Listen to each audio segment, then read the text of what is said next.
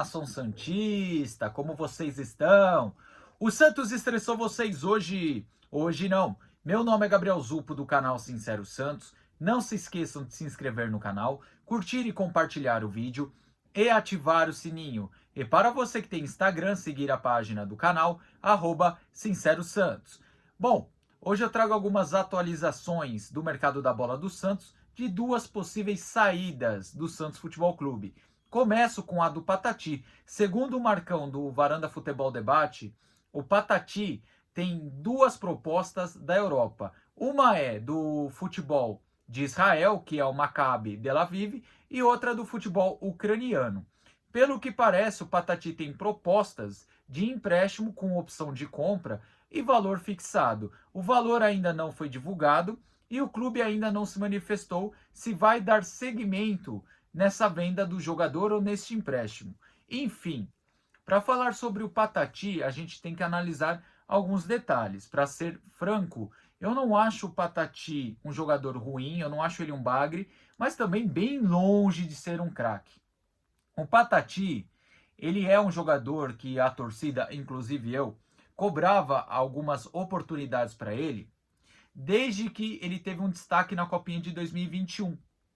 Só que essas oportunidades só aconteciam quando o Santos estava perdendo um jogo por 2 ou 3-0, que colocavam ele na fogueira para ele resolver a partida e ele ia se queimando com a torcida. Então o Patati, apesar de na época ser uma tal promessa, ele era queimado com boa parte da torcida porque os treinadores só colocavam ele quando estava 2 ou 3-0 para o adversário, como se ele fosse o Messi e resolveria os problemas do Santos.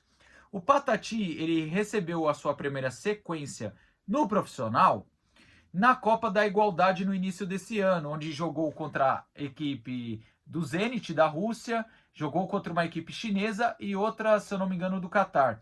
E do time que o Santos mandou para lá, que era aquela equipe de jogadores afastados, junto com alguns jogadores do Sub-20, o Patati foi o que se saiu melhor. Inclusive, apareceu sondagens e até um certo interesse de equipes russas, equipes do Japão e da China. Só que na época nenhuma proposta agradou e por ele ter atuado bem nesses jogos, o Santos começou a dar oportunidade para ele, relacionando ele para o jogo, colocando ele em jogos.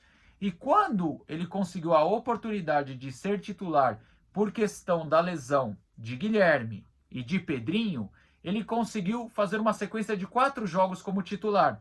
2 partidas que, ao meu ver, foram nota 6 e 2 partidas que foram, no máximo, nota 4. Então, ele não encontrou uma regularidade quando foi titular na oportunidade que Guilherme e Pedrinho estavam lesionados. Então, assim, o Patati, ele é o tipo do jogador que nunca vai ser raio. Me desculpa, Patati, se você estiver assistindo. Eu acho que bem longe de ser raio, de ser aquele craque, mas também, para mim, longe de ser aquele jogador horroroso. Eu acho que o Patati é aquele jogador de mediano para razoável. Vamos colocar aqui um nota 6. É um jogador que tem velocidade, é um jogador que tem personalidade, parte para cima, mas ao mesmo tempo ele é um atacante que não sabe finalizar. E outra, é um atacante que é afobado, abaixa a cabeça e sai correndo que nem louco. Eu acho que falta também alguém orientar o Patati nesse quesito da decisão e nesse quesito da calma, beleza? Agora, o que pesou contra o Patati foram 2 fatores. Primeiro, aquela postagem, viagem de 6 horas de ônibus, que ali pegou muito mal e eu fiquei decepcionado, porque eu defendia o Patati no time titular quando Guilherme e Pedrinho estavam fora, porque ou era Patati ou era Patrick. E eu fiquei batendo na tecla que tinha que ser o Patati. E eu fiquei extremamente chateado e decepcionado com aquela postagem. Pô, uma viagem de 6 horas de ônibus.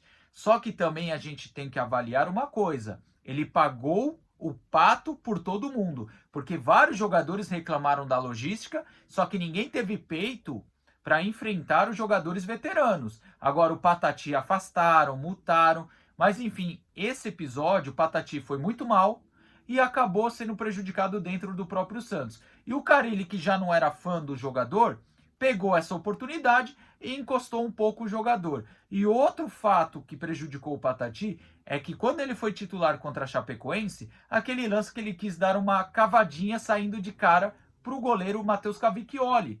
E esse tipo de lance queimou ainda mais o Patati. Agora, a minha opinião sobre a proposta, como o valor ainda não foi divulgado e também não foi divulgado se o Santos vai aceitar ou não essa proposta pelo Patati, o que eu tenho para falar é, se for um valor viável, eu aceitaria, sabe por quê? É esse momento que o Santos tem que pegar o atleta e valorizar ele, fazer ele valer dinheiro, sabe por quê? Ah, ele é da base, não teve gasto. Gente, teve um investimento. O Santos teve que dar aonde ele dormir, aonde ele comer, sabe? E o Santos paga salário para ele. Então, assim, aproveita que o Patati não é um raio e se vai emprestar com opção de compra, então empresta. Sabe por quê? Pode valorizar, pode fazer com que o Santos tenha um retorno financeiro, porque aqui está claro que o Carille não vai utilizar ele. Entenda, não estou falando da qualidade técnica ou do valor. Eu estou dizendo que ele jogando por outra equipe, seja por uma equipe lá do Israel, uma equipe da Ucrânia ou qualquer outra equipe, ele vai ter visibilidade, ele vai ser valorizado. Mesmo não sendo craque, mesmo se você acha ele um bagre, ele vai ser valorizado e o Santos pode ganhar dinheiro.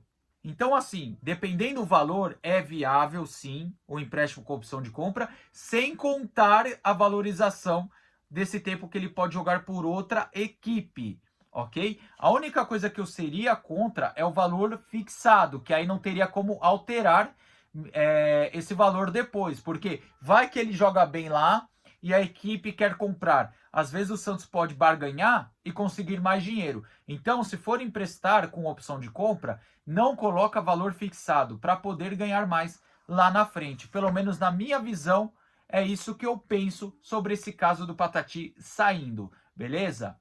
Bom, passando para a segunda notícia, segundo o Diário do Peixe, Dodô, lateral esquerdo, que está esquecido no Santos, foi oferecido ao Grêmio. Esses dias na live até apareceu um torcedor do Grêmio perguntando sobre isso, que a mídia lá do Rio Grande do Sul já noticiava a possibilidade do Grêmio vir atrás do Dodô. Gente, de verdade, eu acho muito difícil o Dodô sair do Santos. E não é pelo próprio Santos, que o Santos até pretende negociar o Dodô. Mas acho difícil alguém contratar o Dodô pela sua condição física. Talvez, se o Dodô rescindir amigavelmente, talvez se o Dodô topar um contrato de produtividade com outra equipe, pode acontecer. Mas acho difícil, de verdade, alguém contratar o Dodô com seu histórico de lesão bem delicado. Agora, sobre o Dodô, quando o Santos contratou ele, eu falei o seguinte, ó, para quem sofre com problema na lateral, ele até pode ajudar, mas não espere que ele fosse o jogador de 2018, sem contar o tempo que ele estava sem jogar. Inclusive em 2023, ele jogando na lateral, ele teve, acho que no máximo, uma boa partida na lateral esquerda. Ele foi melhorar seu rendimento jogando como zagueiro pela esquerda, improvisado. E não foi uma melhora que eu posso falar, meu Deus do céu, que melhora milagrosa, que melhora maravilhosa, que salvou o Santos. Não. Tipo, as atuações dele, que era nota 3, nota 4, subiram para nota 5, nota 6. Então, o que eu tenho para falar sobre o Dodô é isso, tá? É um jogador que foi criado uma expectativa alta pela carência da lateral esquerda e também por ser um jogador que já tinha passado pelo Santos, tinha ido bem, nada demais, e a torcida se apegou nisso e não tem como eu condenar a torcida. Pelo momento que a gente vivia, o Dodô parecia uma solução. E hoje, com o Santos tentando negociar o Dodô, mostra o problema que o Santos herdou. Agora, o Renato Gaúcho gosta de pegar um jogador lesionado e tentar recuperar. Já pegou o Rodrigo Caio. Agora que ele foi oferecido para o Grêmio, vamos ver se o Grêmio dá andamento à negociação. Eu, por mim, não colocaria nenhum entrave, nenhuma dificuldade para liberar o Dodô, porque aqui ele está encostado. Na Real, o Santos não encontrou solução para ele. Agora, se o Renato Gaúcho gosta desse tipo de jogador, recuperar o jogador, vai ser bom para o Grêmio, vai ser bom para o Dodô e vai ser bom para o Santos. Bom, gente, o vídeo é esse aí. Tamo junto, até a próxima e sempre Santos.